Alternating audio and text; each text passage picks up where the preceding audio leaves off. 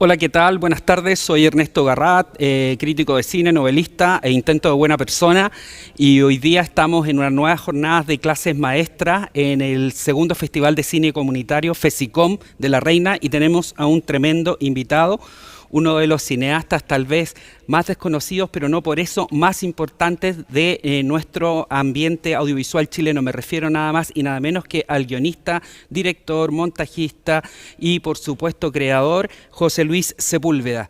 Bueno, Ah, bienvenido José Luis y gracias por conversar con nosotros. Hoy día vamos a hablar sobre la carrera, la obra y por supuesto la corriente subterránea que corre debajo y por las venas del inquietante y sobre todo disruptivo y muy original trabajo de José Luis Sepúlveda en conjunto con Carolina Driasola y todo el concepto que hay detrás de cine comunitario y cine conectivo. Bueno, José Luis, antes que nada quería decirte que he visto re maravillado de nuevo la mayoría de tus películas y me ha tocado entenderlas como un empalme muy interesante respecto de lo que está sucediendo en nuestro país. Si bien antes podrían considerarse como piezas tal vez aisladas y a contracorriente, hoy día de alguna manera ayudan a entender por qué ocurre lo que ocurre con el estallido, la revuelta social y el malestar general. En ese sentido, ¿qué sientes al momento de tratar de explicarle a la gente por qué tu cine, por qué tus títulos como por ejemplo La Gran Peje Sapo, El Siciliano y la más reciente Harley Quinn, no confundir con la villana de superhéroes, de alguna manera podrían empalmar y tratar de explicar el descontento del estallido social y de lo que ocurre social y políticamente hoy en Chile? yo no sé, es como difícil explicar como que si es que el cine el que propone ese tipo de irrupción, por así decirlo, o en realidad que siempre ha existido. ¿Mm? Pienso que el tema de que siempre ha existido esta represión o este tipo de aplastamiento que hay con toda la gente que vive acá en este territorio ha sido como es la política común que ha existido durante mucho tiempo. Entonces, que quizás una película pueda presentar algunos retazos solamente eh, de algunas situaciones, puede generar quizás eh, acercarse un poco a todo lo que significa esa eh, manera de vivir con este aplastamiento que hay. Entonces, en ese sentido, pienso que si uno ha trabajado, o como hemos trabajado también en conjunto con Carolina, que es como plantear situaciones como de lo que sucede en nuestros lugares más cercanos, en ese sentido es como se ha ido planteando el cine. Quizás no solamente como una manera de hacer el análisis sociopolítico, sino que también como una manera de expresión, ¿eh? Que no tiene como una totalmente una rigidez, por así decirlo, o una propuesta totalmente rígida en el sentido como de lo social, ¿cachai? Como que en realidad tiene un parámetro de expresión que, que sin embargo uno se trabaja con el lenguaje, especialmente con este tipo de lenguaje que ha sido siempre aplastado. Entonces, en ese sentido, las películas que hemos ido generando ha sido como una manera de expresión también con respecto a lo que se va pasando en el territorio, más que nada, no sé.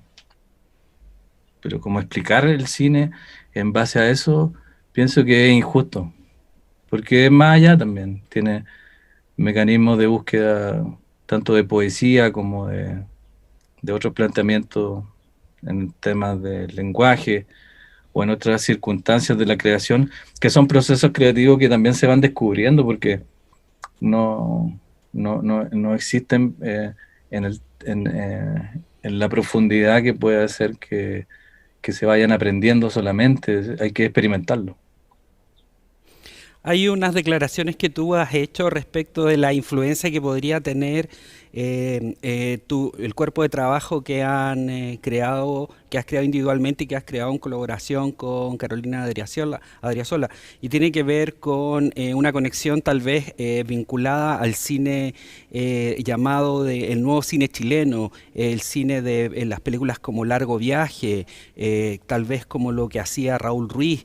No sé si hay algo de esa influencia en tu cine, o de una manera consciente o involuntaria. Yo creo que de las dos formas, ¿eh?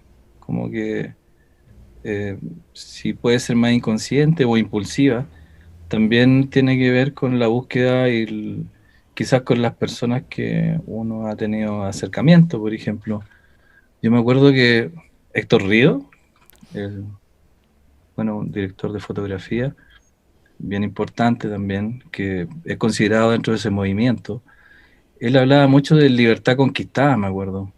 Y, y la libertad conquistada era lo espontáneo o la improvisación, que a veces como, eh, por así decirlo, como no tan bien mirado, como dentro de la configuración de una secuencia o de una película. Y él hablaba mucho de eso y a mí me parecía interesante eso, ¿eh? Porque planteaba justamente lo que puede ocurrir en una escenografía que no es solamente controlada, sino que es una escenografía descontrolada, pero a la vez en un país controlado, ¿cachai? Como que tenía como esa eh, por así decirlo, diferencia o convergencia que hay entre lo que es ¿cómo se llama esto? Lo que sucede dentro del país controlado de esa manera, con los poderes que hay, etcétera, y que sabemos que nunca ha funcionado, y yo creo que mucha gente sabía que no funcionaba, pero no se decía nomás o se ocultaba de alguna forma. Y eso mismo pasa también en el cine. Para nosotros, como el trabajo que hacemos con la Carolina, habíamos planteado en un principio en algunas películas que la escenografía pertenecía necesariamente no a un espacio tan controlado por la creación misma nuestra, sino que era como en un espacio que estaba y que iba sucediendo en conjunto con los otros procesos que uno iba mezclando como para determinar alguna forma de la creación, poética más que nada, como que existía la idea de la escenografía de la calle y eso era toda una distintas profundidades de campo, de, no sé, de distancia, etcétera, como que eso nosotros hemos ido enfrentando y por así decirlo, yo pienso que eso tiene relación con ese movimiento que fue como pionero en lo que es el cine como de expresión, que se sale un poco del elitismo, por así decirlo. Pienso que sí, como que hay Claro, o relación. sea, hay secuencias demasiado hermosas de ese cine que me resuenan mucho en el cine que haces tú con Carolina y con tus colaboradores. Por ejemplo, ese delirante festejo popular en el Chacal de Nahuel Toro, esas imágenes reales que no sabes si son documental o es real. También el velorio del angelito, imágenes potentes de un registro social que por supuesto está invisibilizado en la época, y cada una de estas películas al momento de su estreno en Chile hicieron escándalo, fueron rechazadas y fueron prohibidas por una élite y cultural y económica que probablemente encontraban que estaba malo mostrar esas experiencias de la clase baja, de la clase menos privilegiada. Tu cine tiene mucho de esa continuación, como hemos establecido, y quería hablar de El Peje Sapo, tal vez la película que marcó una notoriedad mayor entre la crítica y una audiencia ávida de contenidos distintos. Esta película de 2007 que en el fondo va a contracorriente y que empieza con algo que es súper interesante. En vez de empezar con un personaje que está vivo, empieza con un personaje que está resucitando.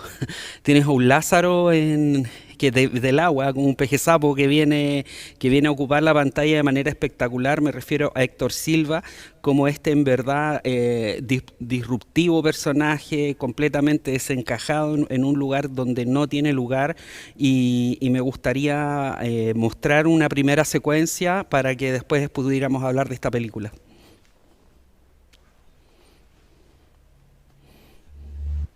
No, ellos te dan este sueldito, te dan esta pega, pero por otro lado ellos te utilizan, ¿cachai? Explotan esa parte que viene de que tú estuviste preso y que aquí te estamos dando la oportunidad, ¿cachai? Entonces ellos sobreexplotan eso para su propio beneficio. Por otro lado, haber estado 6 meses con ellos y no haber firmado nunca contrato, yo creo que ahí hay cierto abuso de parte de ellos. Yo siento que me dieron la oportunidad de trabajar, ¿no? Pues de ganar plata. Fuera del marco de la ley, obviamente, porque tuve 6 meses y no me contrataron nunca. O sea, yo en 6 meses no tuve nunca una imposición. Entonces, que los 2 primeros meses a prueba, que el tercer mes vamos a firmar contrato, no que el próximo mes, y el sexto mes yo renuncié. Fue la señora Luisa Durán.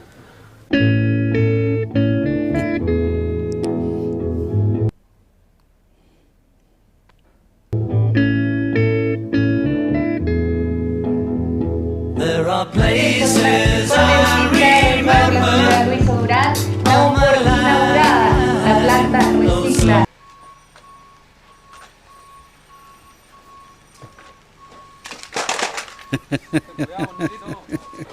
Pero los jefes aprovechaban en esta entrevista hacer mención de que ellos estaban no solo trabajando en este rubro novedoso, sino que estaban también haciendo un aporte social al integrar a su empresa ex internos.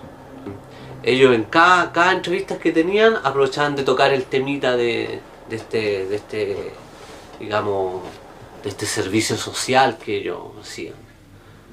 E incluso supe que ellos habían postulado un premio que tiene que ver con la empresa solidaria o la empresa que presta servicio social. Ahí estoy yo. No, ahora está más recto. De hecho, bien el trabajo. Estas tienen plumas. Lo único que sirve, además todo se registra ¿Qué en un es lo manual. que quiere decir? ¿Qué hacen físicamente con Ellos, la pantalla se va ahí, la energiza para decir bien Ustedes tienen un Claro, contrato. Y se hizo sufrir un contrato. Belsa, Movistar y todo, pero la mayoría de las cosas que está acá no hubiera sido posible si nosotros no podemos tener el financiamiento de ustedes. Tenemos una página web espectacular, no sé si usted la visitó ya. Sí, sí, la vi. Una página web muy bonita que está en inglés ahora. Está en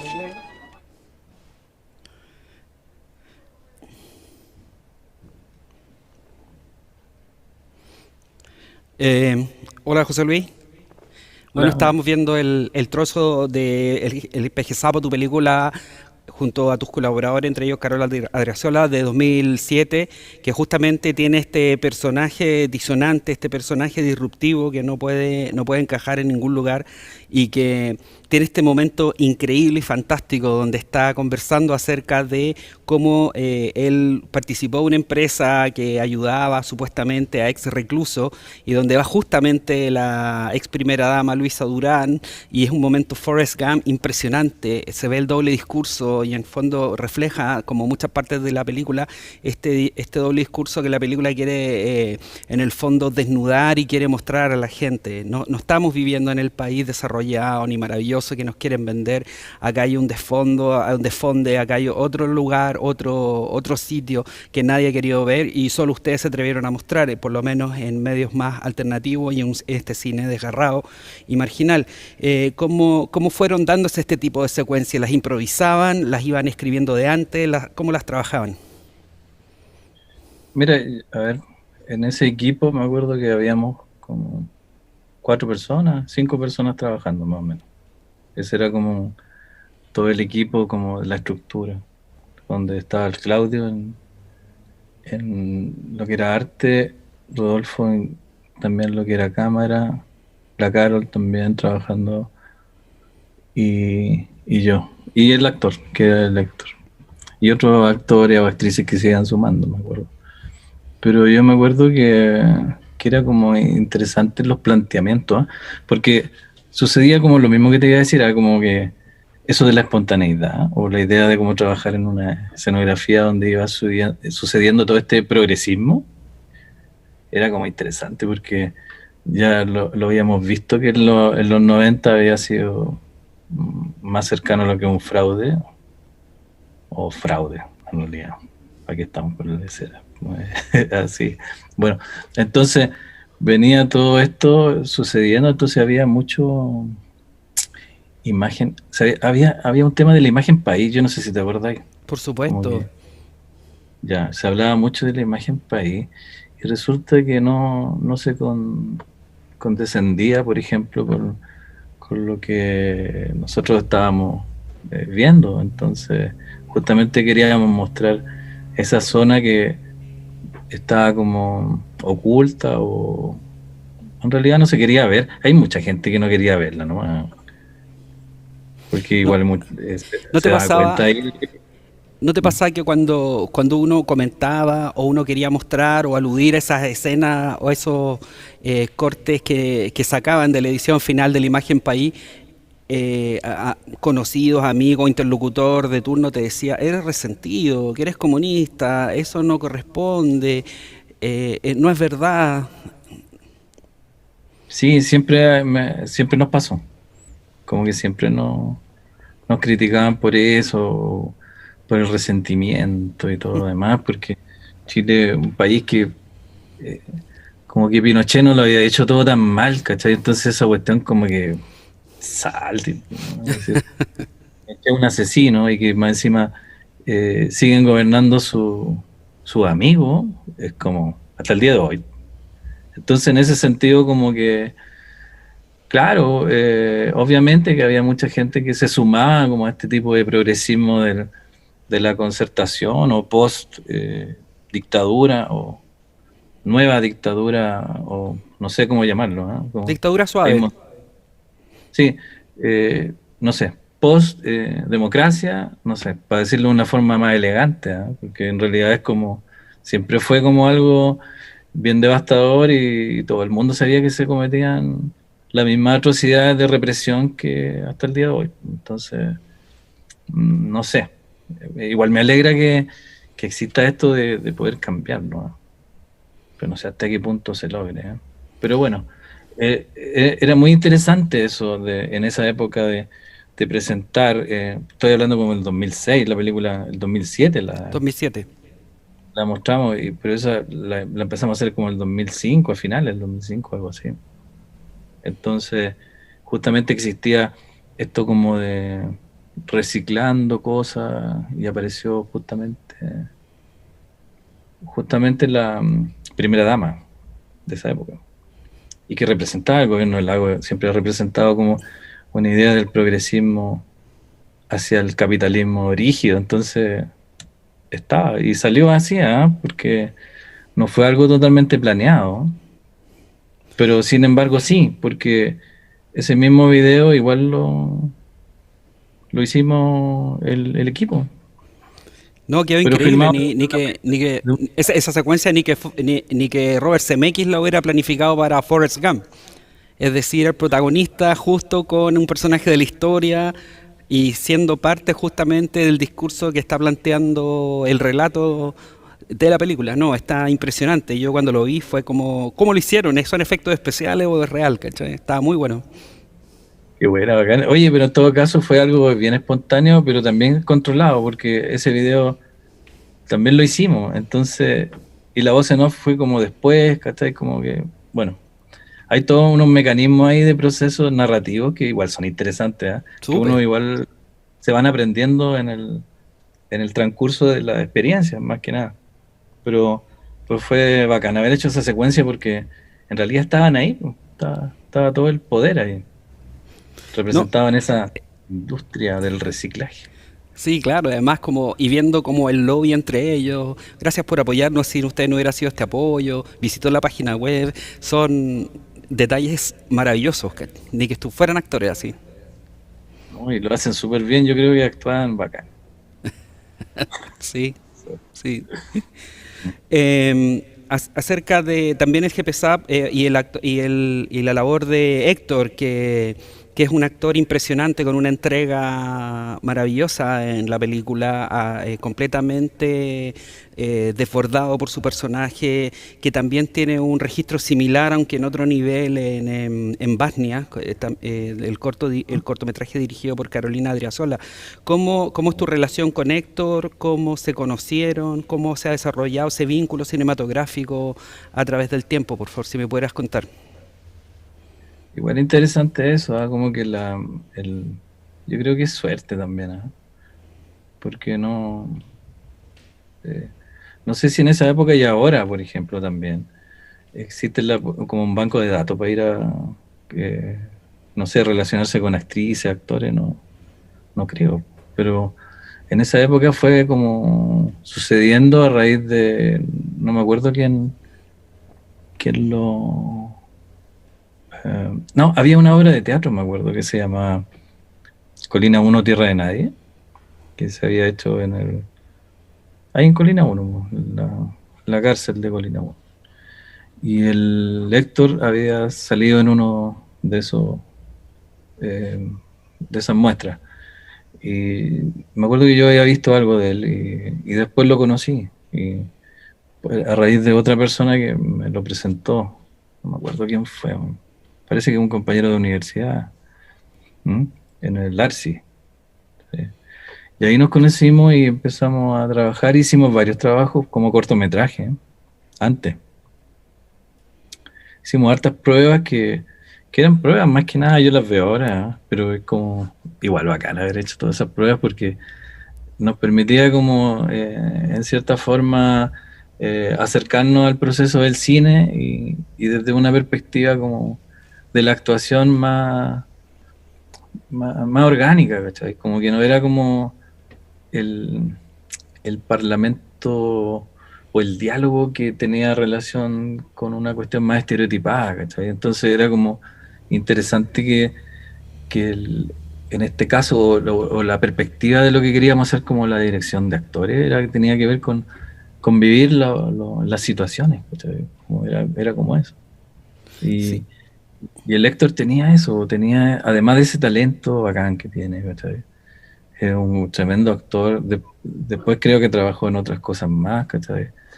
Pero era un tremendo actor que se posicionaba de la esencia del personaje y lo realizaba. Y eso era, no sé, difícil de encontrar. Por eso te decía que habíamos tenido suerte quizás.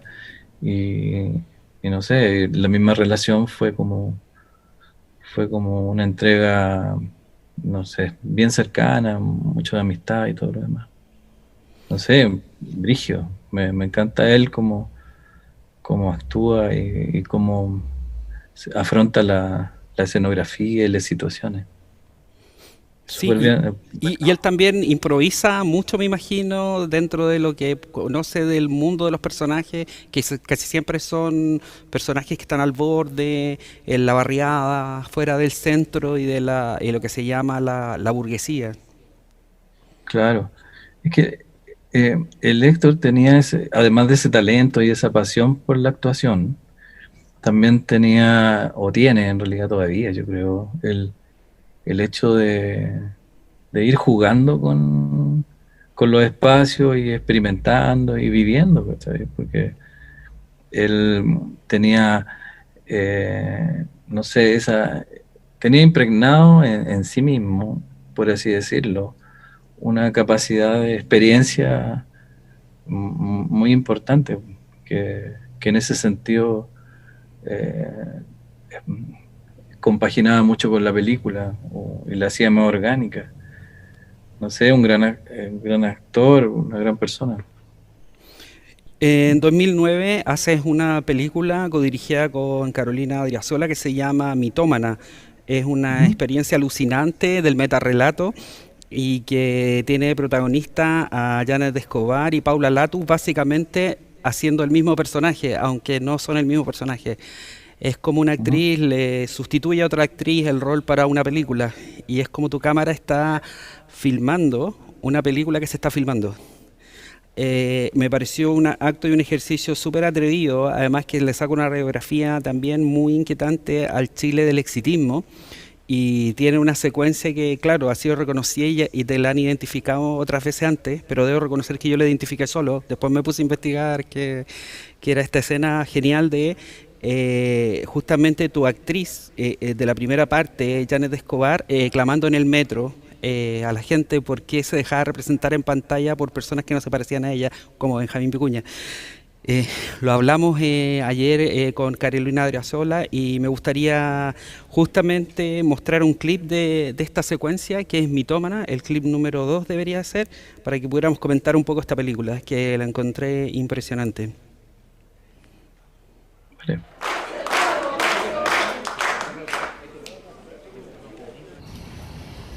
Creo que todo lo que vivo es lo que tengo que vivir.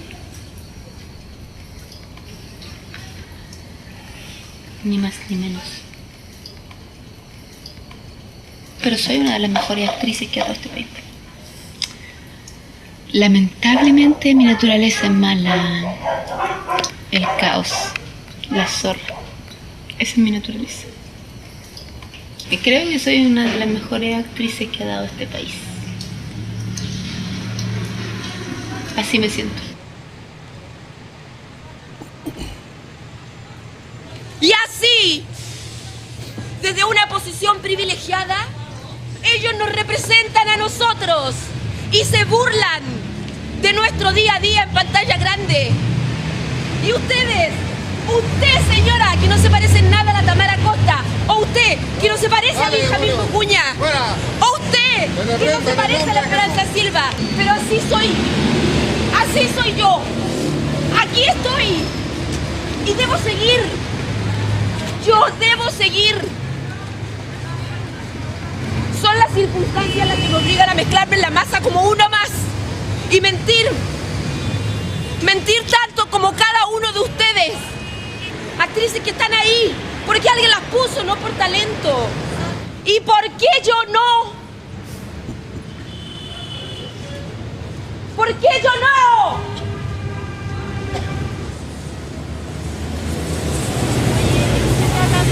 De poder informar de que este sistema del Transantiago es una mierda, que realmente nosotros nos estamos destruyendo. No se trata de eso, no.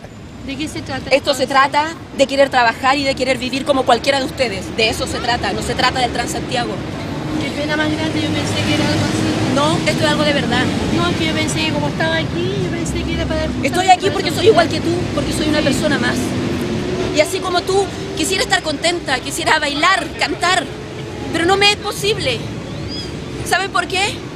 Porque todas las luces se apagaron y los escenarios se cerraron para mí. Yo quisiera mostrar fuerza y belleza en la pantalla, pero me dan papeles en películas de mierda rara que nadie se interesa en ver. Porque ustedes, sí, ustedes son los que pagan una entrada de 3 lucas para ver cómo su ídolo se burla de usted. Pero ¿saben qué? Yo soy así. Así soy. Y aquí estoy. Y si me rompen los pies, me pongo ruedas. Si se cierran las puertas, abro agujeros. Si se apagan las luces, prendo antorchas. Pero yo debo seguir. Yo debo seguir. Gracias. ¡Gracias! ¡Muchas gracias!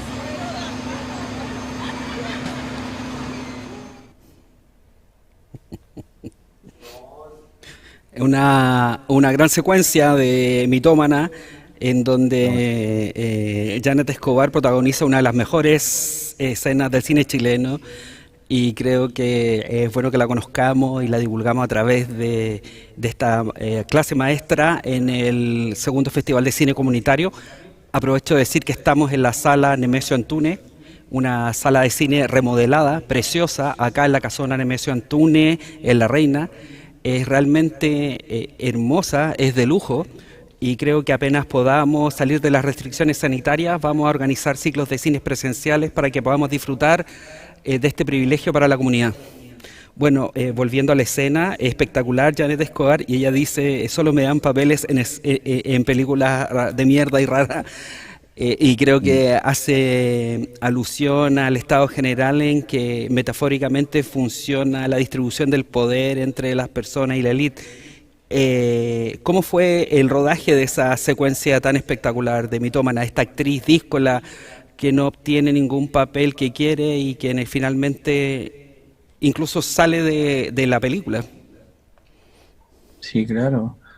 Yo no sé, como que Mitómana a mí me parece un proyecto súper interesante, como se hizo, como eran las discusiones que planteamos en términos cómo podíamos generar esa operación de la fílmica para encontrar esa profundidad dentro del metarrelato que decías tú, ¿no? Como que el mismo hecho que la película partiera fracasando, eso nosotros la encontrábamos como algo muy motivante, ¿cachai? Como, bueno, ¿y cómo partimos una película que habla del fracaso de la misma película? Entonces, eso ya era como, a nosotros como que nos movía una idea de, bueno, ¿cómo continuará esto? ¿Cómo continuará un fracaso? Lo más probable del fracaso es que no continúe, ¿no? Pero sin embargo continuó. Entonces, en ese sentido, como que íbamos viendo justamente lo que sucedía. Esa secuencia, si bien me recuerdo, la grabamos acá en el metro que está aquí donde vivimos, ¿no?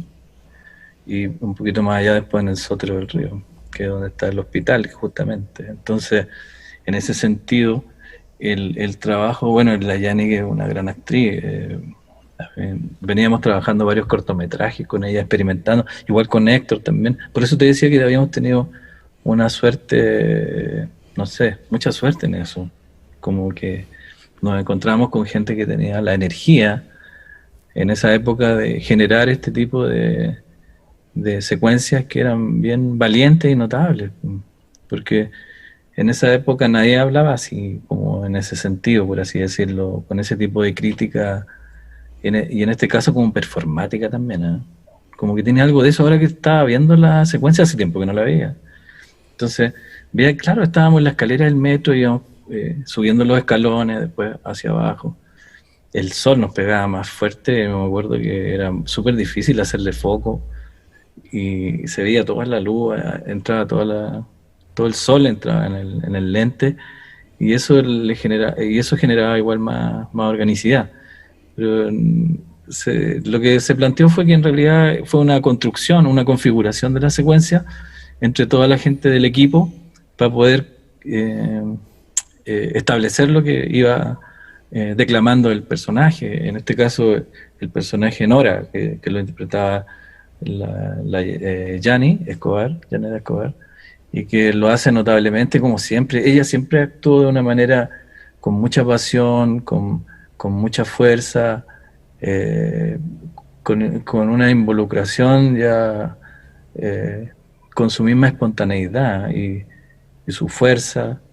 No sé, pienso que tuvimos suerte también en trabajar con ella, y nada, por lo que hicimos una cantidad grande de cortometraje y películas. Ella también actúa en el Peje Sapo, ¿eh?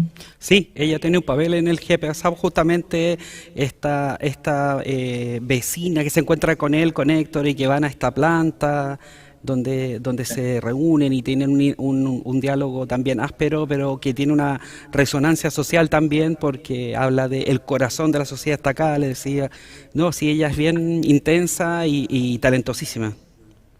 Sí, y de hecho yo me acuerdo que la discusión en esa época era el tema de ficción y documental, o realidad, o formato. Ese era el tema de discusión en esa época. Y como que en realidad no pescábamos mucho nosotros eso, sino que lo que tratábamos de hacer era experimentar en esa configuración de de los desplazamientos como emocionales que podía existir en la calle, en la sociedad chilena. Por eso en realidad se llama mitómana, ¿cachai? Porque venía como con ese concepto como grande del país, ¿cachai? Y justamente por esa carretera que también la construye, esa carretera que quedó, el acceso sur, me acuerdo, ¿no? Que se demoró como 15 años. Entonces, esa misma carretera representaba ese reflejo. Yo no sé si viste si viste la película, como que se ve que esa carretera es como una frontera. Exacto. Como también es como que son las secuencias con Paola Matus, ¿no? Con Lotus, perdón. Y sí. Es como una zona de guerra. Tú estás grabando encima de su rostro. Se ven los trabajos a medio construir, claro, que es como básicamente una zona devastada o construyéndose. No sabemos. O sea, sabemos, claro. pero para el espectador que no sabe nada puede ser eso. Claro, es muy interesante lo que tú planteas, Ernesto, porque tenía que ver justamente con esto como de guerra, que tenía que ver con esta imposición, ¿cachai? Como imponer una carretera, pero ¿para qué? Para el bienestar del pueblo, de las personas, de las comunas, etcétera, o para que pasen los camiones para seguir con el mercantilismo, ¿cachai? Como que en ese sentido el progresismo ya asociaba a ese lugar. De hecho, tanto tiempo que se dejó de construir, que se produjo un montón de problemas en las casas que también habían sido construidas de una manera bastante precaria en esas zonas, en toda esta zona de Puente Alto, en La Pintana también, en toda la zona sur, como que el planteamiento de la vivienda social y común era algo que en realidad era desprolijo y que obviamente que era algo muy frágil. Y esa fragilidad representa como esa imposición de esa carretera, ¿cachai? Como que era, no sé, algo así. Sí, no, queda súper claro y creo que es súper bueno el contexto que das porque le da un sentido más profundo y con un sentido mayor a esa secuencia. Y qué bueno saberlo, además. Es un súper buen diálogo, creo. Gracias por contestar. Y la otra película que quería comentar es Crónica de un comité. Yeah. Una película que me parece súper viola también y que habla un poco de esa incomodidad de plantear temas de buscar justicia en un país donde la impunidad incluso se acomoda en el seno mismo de la familia que ha sido víctima de abuso y violación a los derechos humanos. La secuencia que vamos a ver a continuación es bien decidora y es demasiado decidora, no sé cómo la obtuviste, pero es demasiado intensa y buena, y justamente la película se trata sobre el comité que se forma para buscar justicia tras la muerte de Manuel Gutiérrez, de 16 años, asesinados por un disparo de carabineros. ¿Podríamos ver el clip? Primero, como capellanes, no queremos publicar lo que hacemos. Eso es lo primero que todo. No nos interesa que se publique todo lo que estamos haciendo, ni todo el trabajo que realizamos, porque finalmente es para el Señor y la palabra, lo que hace la izquierda no se lo tu derecha. Lo hacemos por amor. Nosotros nos sentimos muy defraudados, porque si bien es cierto, a lo mejor él no iba a estar todo el tiempo que dure el juicio, el proceso, pero creemos que 2 meses y medio es muy poco tiempo. ¿Por qué no mató a un animal? Como dice mi hija, no mató a la mascota en la casa, me mató a mi hijo. Pues nosotros entendimos que dado de baja era que ya se iban los carabineros de la institución. O sea, yo siempre lo entendí así. Yo me crié en una familia donde uno de mis cuñados, que no era de sangre, pero mi hermano no era de sangre, pero uno de ellos era carabinero. Y yo entendía esos términos cuando yo lo escuchaba cuando niña, la de baja era que ya no era más carabinero. O sea, de verdad, yo creo que a otra persona que le pasa, sale a matar carabineros. Yo estoy segura de eso, estoy segura que si es otra familia, salen a matar carabineros. Como mucha otra gente aprovecha de estas circunstancias de dolor para hacer algo político. Justamente estaba todo esto mediático del movimiento de los jóvenes, que alguna gente también quiso ser parte de eso y que ustedes tampoco como familia lo permitieron.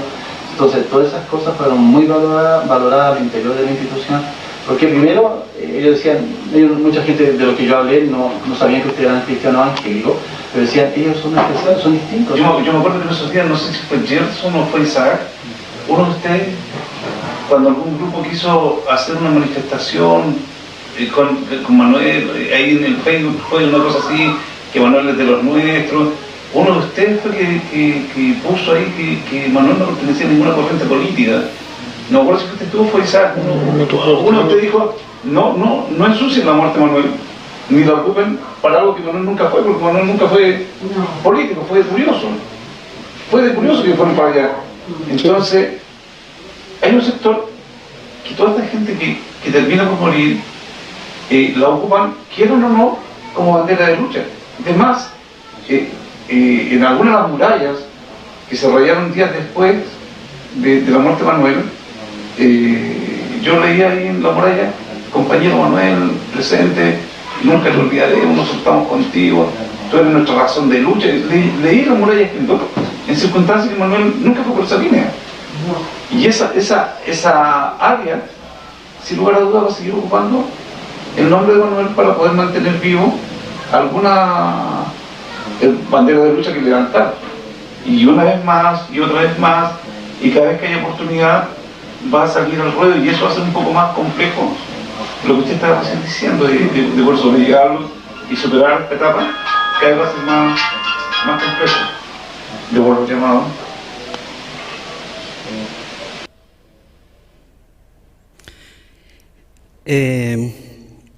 Esa secuencia de Crónica de un Comité de 2014, también que codirigiste con Carolina Adriasola, es notable porque habla como el poder de lobby, de negociación de estos capellanes de carabineros que tratan de ejercer sobre la familia, la madre de Manuel, que fue asesinado por carabineros, de una manera un poco burda. De hecho, al final de la reunión le dan un regalo, pero es el hijo díscolo, Gerson, que anda en silla de ruedas, quien se opone a todo este control policial o control de las autoridades respecto al mensaje que hay que dar por el asesinato de su hermano a manos de carabineros, lo que siguen ustedes. Me gustaría preguntarte cómo fue la captura especialmente de esa secuencia, que me parece muy decidora de cómo tratan de acallar la verdad las autoridades cuando son afectadas por justamente denunciar la verdad, y cómo fue el seguimiento al lado de Gerson de su lucha y de su intento de encontrar justicia en el asesinato de su hermano. Yo no sé si traten como de acallar la verdad, como que la callan, igual. Si no les funciona de esta manera, les funcionará de otra, ¿cachai? Pero siempre con represión o matando gente, asesinando, lo que sea, ¿cachai? Como todo lo que hemos visto, ¿ya? Durante este último tiempo también, y sigue pasando, ¿ya? Pero sí, como que, a ver, acortándome un poco de la secuencia, si bien recuerdo, habíamos generado una posibilidad de querer grabar a Jim Peter, porque Jim Peter se supone que iba a ir, ¿cachai? En algún minuto a la casa a tratar de ¿cuánto se llama esto? Poner estas nebulosas que hacía el gobierno, y le manda un papel así horrible, así. Sí, todo rasca, sí. Súper despectivo. Bueno, como son, ¿ya? Como son ellos, ¿eh? Y resulta de que en cierta forma después pensábamos que iba a ir, ¿cachai? Porque había pasado el tema de los pacos que se habían llevado presos y todo lo demás. Y no llegó, pues. Entonces, llegaron estos otros pacos disfrazados de curas, capellanes o lo que quieras llamar, ¿cachai? Pero eran actores, pues, yo creo, no sé. Pero es muy raro, ¿eh? Porque había como una especie de representación. Es como trágica la weá, pero es como había una representación de querer ser como estos capellanes que sufrían por la gente, pero que no se metieran con lo político, ¿cachai? O sea, les preocupa. Es súper cerda la escena, porque les preocupa más que no haya mensajes políticos sobre la muerte, que la muerte responsabilidad de un miembro de la institución. Es súper cerdo lo que hacen en términos de negociaciones, casi mafioso. Pero sí, es totalmente, y de hecho me acuerdo que cuando presentamos la película en la calle, había gente que no creía, pues, pensaba que era una actuación, que pensaban que quizá habíamos contratado a unos actores para que hicieran eso. Yo creo que Pero Carabineros pues, contrató actores, ¿no? yo creo que más que contratarlo, igual como que ellos mismos actúan así, ¿eh? Como que se autorrepresentan de esa forma. Sí. Pero fue la iglesia evangélica la que operó ahí, para llevar a los pacos para allá y tratar de bajarle el humo a todo lo que es el tema del asesinato, porque eso hacen, como el encubrimiento tras del encubrimiento, y siempre están así. Entonces, y como no aceptan nunca sus errores, por así decirlo, porque no son errores en realidad, lo tienen todo planificado para seguir ejecutando gente y pasando por encima, para que los de la élite estén cagados de la risa, pues. Entonces, en este caso, lo que hicieron fue eso, y eso lo hacen siempre, siempre. Entonces, no es como algo, si bien nosotros pudimos mostrarlo en esta película, es una cuestión que la hacen siempre. Yo creo que debe haber mucho más registro de cosas así, ¿no? Sí, quiero decir, esta secuencia que vimos es tan violenta como ver a policías disparándole en la calle a personas desarmadas. Quiero decir, es tan violenta como eso, ejercen un nivel de violencia, de patronaje y de abuso que es increíblemente inverosímil, pero ocurre. Y quiero decir que el valor de esta secuencia es que muestra eso, muestra cómo operan incluso en un lugar que aparentemente no hay armas, pero están usando todas las armas había y por haber para lograrlo. Quiero pasar a la siguiente película, que para mí es quizás la mejor película que han hecho, lo digo con respeto y cariño. Me gusta todo lo que han hecho, pero esta yo encuentro que quizás es una obra de arte, El Siciliano, del 2017, un largo documental que me contaba Carolina de Graciela ayer, que había comenzado siendo posiblemente un proyecto de ficción, justamente con Héctor Silva, pero a los 40 minutos de montaje desecharon la idea y se instalaron simplemente a seguir al delirante señor Abate. Alguien para quien la fiesta no termina, incluso no termina después de su muerte. Es alucinante porque podemos ver que en el funeral mismo hay una especie de despedida alegre de lo festiva e inusual que fue su vida. Quiero revisar un clip del Siciliano, si es posible, queridos amigos de Behind the Scene. A todo esto recordarles que estamos yo estoy en el sentado segundo aquí Festival de Cine Comunitario y el de La peñasco Reina. llega aquí. Ellos saben dónde me siento. Oye, Mano, ¿querés vino con frutilla vos? hazme un favor. Luis, baja un poquito. 25 para las 9. Tocan el timbre.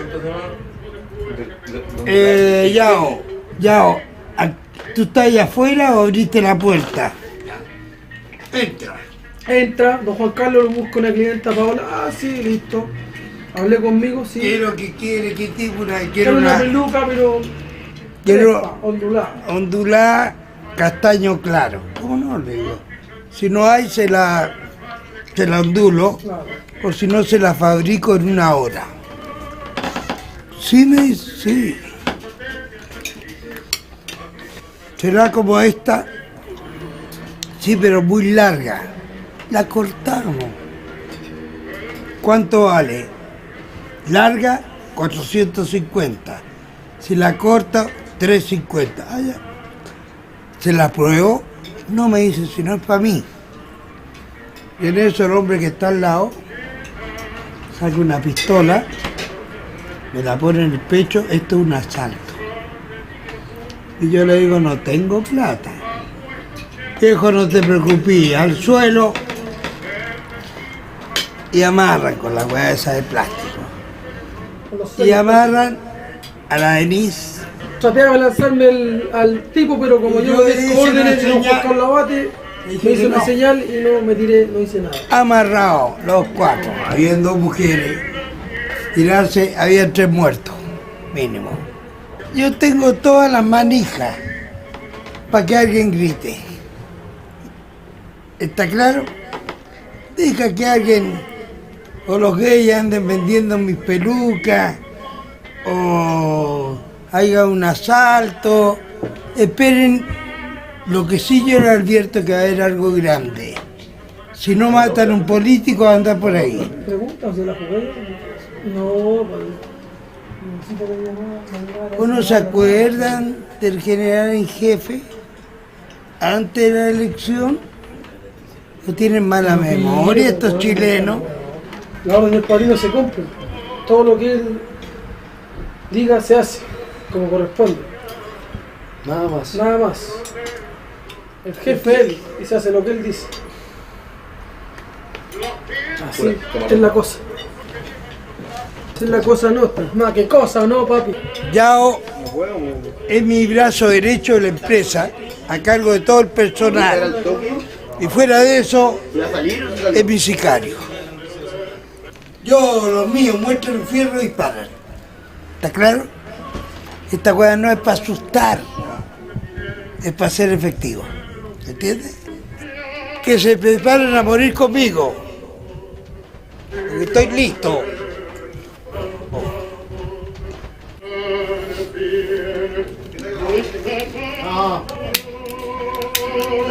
Chucha, no tiene balas, pero... Rompítela. A falta de 2 años para el comienzo de este mundial.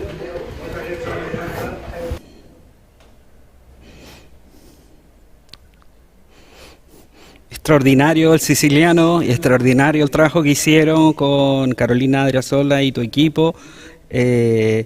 Menciono a Claudio Pizarro, que está acreditado como director junto a ustedes dos.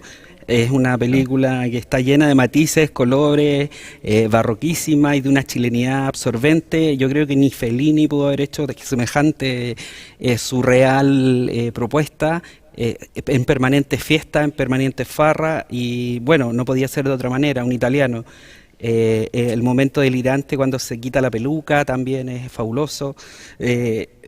¿Cómo fue, en breves palabras, cómo fue el acercamiento? ¿Cómo lograste que este señor literalmente se desnudara ante ustedes y se mostrara tal cual es?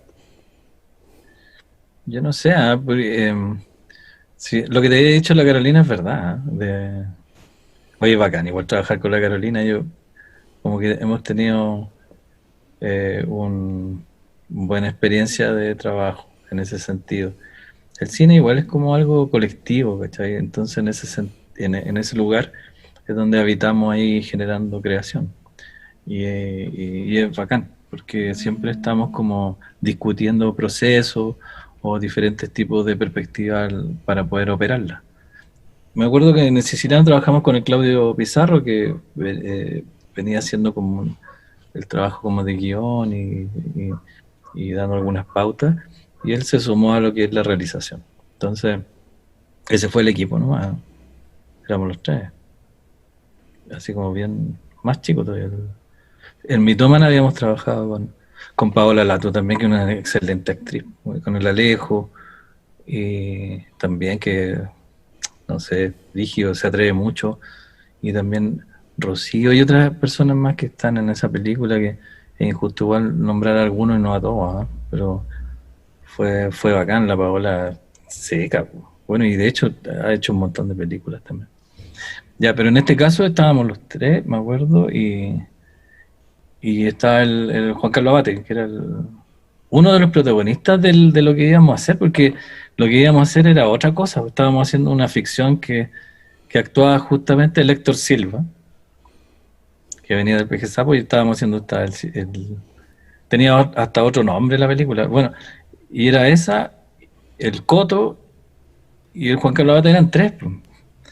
Y resulta que tuvieron un accidente el Héctor con el Coto y solamente quedó Juan Carlos. Queda un accidente represivo, por así decirlo. Como que los cabros se fueron una temporada a otro lugar y no pudieron seguir con la película, así que continuamos con Juan Carlos. Creo que lo habían detenido por algo así. Bueno, la cosa es que se fueron y quedó solamente Juan Carlos y continuamos con él, y era igual interesante porque persona que llegaba a la casa, él le decía, bueno, y estamos haciendo esta película, por lo tanto van a ser todos grabados y todo eso. Entonces toda la gente llegaba y estaba dispuesta a eso, ¿no? Y era bacán igual porque la espontaneidad que había en su fiesta y la idea de como siempre estar vivo, que ese es un planteamiento que tiene la película, ¿no? Siempre estar vivo. ¿De qué maneras de mantener vivo? Pero, y él lo trata de hacer, entonces, a su manera, obviamente. Y eso fue bien decidor porque uno, en cierta forma, cuando estábamos allá, íbamos aprendiendo igual. Todo yo creo que aprendemos de la gente, ¿no? Especialmente en situaciones que ya están como, por así decirlo, al final de la vida, algo así. Y claro, y la expresión que hay con respecto a eso, ¿qué es lo que te importó cuando estuviste joven, después cuando tuviste hijo y después cuando ya estás ahí solo, una onda así? Entonces habían varios cuestionamientos ahí interesantes. Y que Juan Carlos había sobrevivido en todo este rubro de las pelucas y por distintos contextos políticos. Que si bien no lo tocamos tanto, que esa era una de las perspectivas que queríamos, ¿cachai? Como que tocar más esa arista. Y pucha, no se dio mucho, pero cuando se podía, porque estas películas igual eran como sin presupuesto, entonces teníamos que ir cuando podíamos, más que Cuando queríamos. destinarle como un rodaje tradicional, o por así decirlo, como más clásico, ¿cachai? Entonces había que ir y iban sucediendo esta sorpresa cuando también aparecíamos ahí. Como que aparecíamos y aparecía la situación para grabar. Es raro eso, ¿no? Como que aparecíamos y justo aparecía la supuesta secuencia. El turazo. Sí, y de hecho aparece también el tema de, bueno, al final de la película, igual no la quiero contar para que la vean, pero en el ocaso ese del final, como que también aparecimos y sucedió la situación. Y ahí está como esa belleza, ¿cachai? Como cuando sucede de una manera en que no está calculada.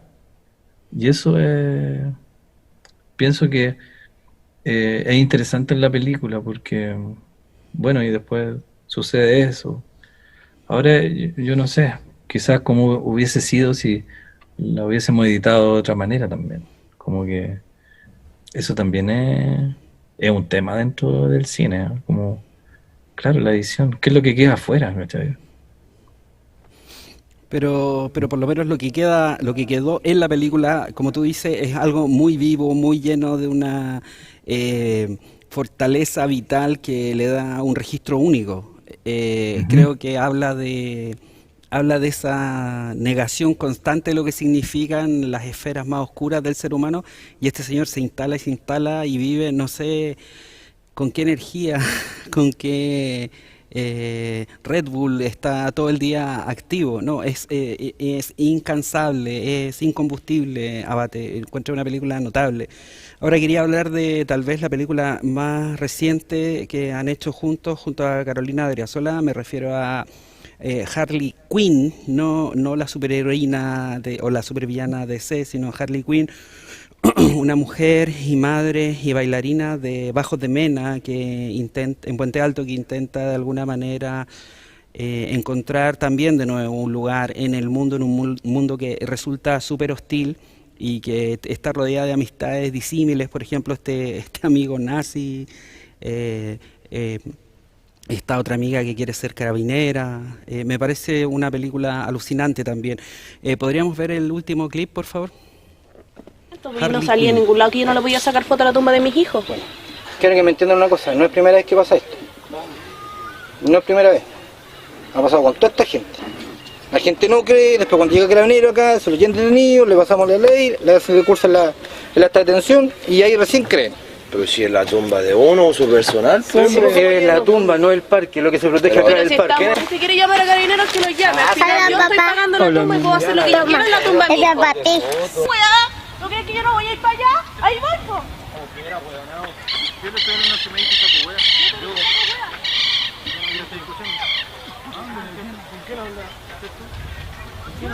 Vale, gracias.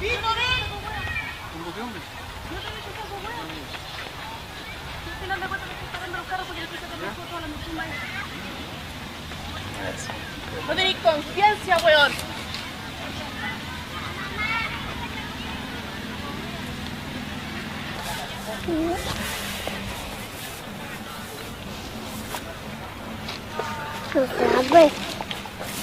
Toma, no te estoy pagando por una wea, ni siquiera le puedo sacar foto a la tumba a mi hijo. No. Y yo tengo esta. Ya, ahí está.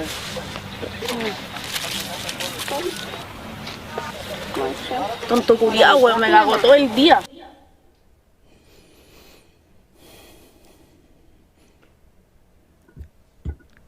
Esa secuencia, esa suma de registros de cómo vemos a la protagonista tratando de sacarle una foto a la tumba de sus hijos, pero que no puede, que de alguna manera los guardias del cementerio se lo prohíben, hablan de algo que tú comentaste en algunas entrevistas, que es incluso que la muerte está mercantilizada en Chile, no solo la vida y el diario vivir al que nos sometemos en este modelo neoliberal que nos tiene ahogados y casi muertos y de rodillas, sino que incluso después de la muerte te humillan y de esa manera. No puedes sacarle una foto, no puedes tener un registro en la tumba de tus hijos.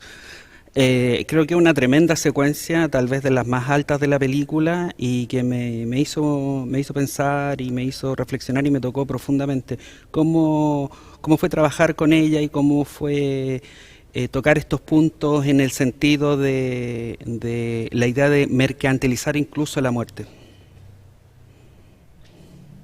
Qué bacán, igual lo que estabais diciendo con respecto a que no hay espacio donde el mismo capital o el sistema quiere mercantilizar, ¿cachai?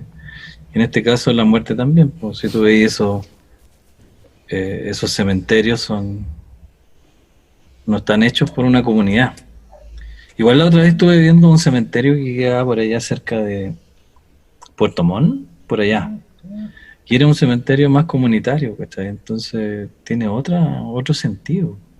Acá como que el mismo color del pasto es plástico, ¿cachai? Como que hay como una estética también que acompaña el modelo, y lo es, ¿cachai? Y en este sentido, por ejemplo, trabajar con la Carola Flores fue bacán, porque también es una persona llena de valentía. Por eso también, como con toda la gente con la que hemos trabajado en Crónica del Comité también, gente que tiene mucha fuerza, mucha valentía, ¿cachai? Que va.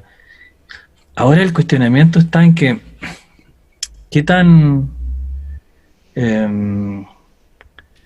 certero o qué tan gratificante es pertenecer a la sociedad, ir en la corriente o mejor cambiarla, ¿cachai? Como que en ese sentido hay una situación que a nosotros nos parece como una especie de que va tocando todas las películas que hemos tratado de hacer y que hemos hecho, y que tiene que ver con que exactamente ¿por qué hay que tratar de encajar dentro del sistema? ¿Por qué tenés que cortarte la parte del cuerpo para estar ahí? O estar, no sé, o ser parte de algo que uno aparente ser así como de esa forma. En Mitómana me acuerdo que había una idea muy interesante que era la idea del uniforme. Entonces el personaje de Paola me acuerdo que tenía el uniforme, y ya con el personaje, con el vestuario de uniforme. De auxiliar de un consultorio. Exactamente, pero en la calle misma, en todos lados, había como una especie de culturización del uniforme, donde generaba socialmente que la gente expresara el sentimiento con respecto a alguien que tenía un uniforme. Entonces había una especie como de asociación de expresión y de emociones que había que decírselo a alguien que tuviera un uniforme, ¿cachai? Como que ese es el nivel que habíamos alcanzado en términos sociales. Una persona con un uniforme representaba esto. Una persona que es abogada representa esto. Me acuerdo que había una protesta que estábamos grabando y la gente no quería protestar hasta cuando llegara el abogado. Es decir, como, ¿qué onda?